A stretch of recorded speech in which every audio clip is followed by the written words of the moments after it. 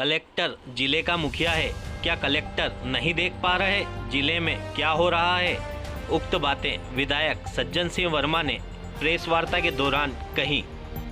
रविवार दोपहर विधायक सज्जन सिंह वर्मा सोनकच्छ पहुंचे।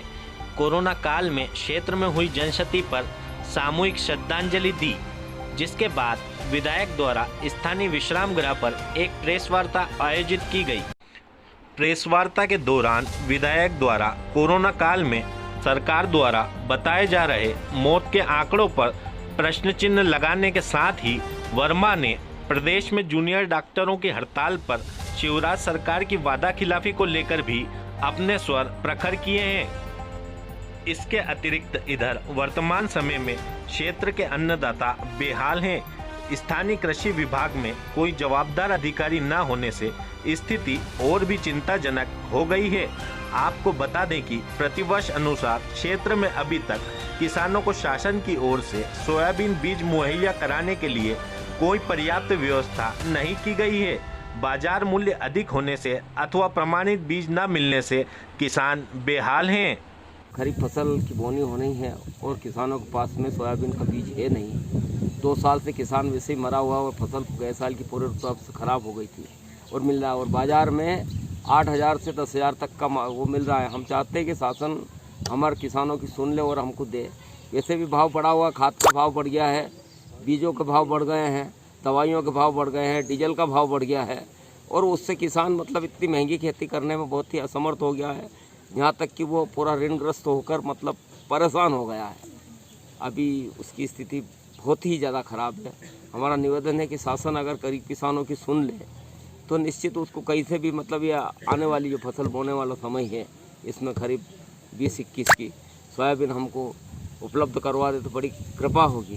जबकि शासन कह रहा है कि हम किसानों की दुगनी आय कर दें, बाकी खर्चे इतने हो गए हैं कि दुगनी थी कि वो पूरा ऋणग्रस्त होकर डूब गया है किसान। तो उसको उबारने के लिए यही बात है, आवेदन निवेदन के अलावा और कुछ भी नहीं है। इस प्रकार से सुन ले किसानों की। इधर इस पूरे मामले पर पसरी अव्यवस्थाओं के लिए विधायक वर्मा ने जिला प्रशासन को जिम्मेदार बताया।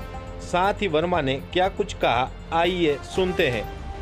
ये कदम सरकारों को उठाना पड़ते हैं, लेकिन दुर्भाग्य इस देश और मध्य प्रदेश का है कि जब यहाँ भारतीय जनता पार्टी की सरकारें बनी तब तक हमारे किसान भाइयों को खून के आंसू रोना पड़े।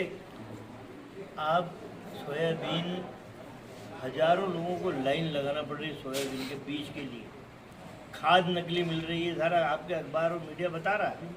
मतलब इस सरकार का कोई कंट्रोल नहीं है।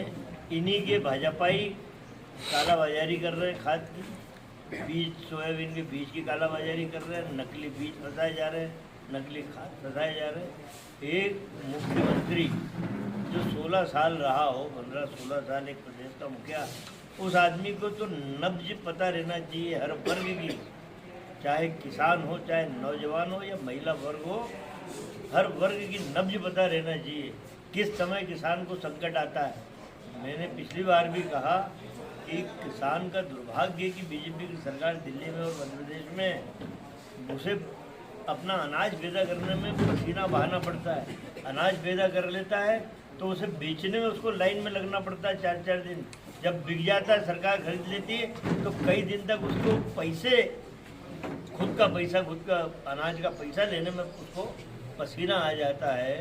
तो ये बड़ी दुर्गति है किसान की। इस समय सब झूठा आश्वासन, शिवराज से बड़ा झूठा आश्वासन देने वाला कोई मतलब। स्थानीय स्तर पर भैया किसानों की समस्या को हल करने के लिए आपकी तरफ से क्या कुछ प्रयास किए जाना? देखिए, मैं बार गया हूँ, जिन किसानों के पैसे नहीं मिल रहे थे, मैं उन सोसाइटीज़ में, उन बैंकों में खुद जाके उपस्थिति दर्ज कराई और जैसा भी समझना डरा के धमका के किसानों को सहूलियत दिलाने का मैंने प्रयास किया।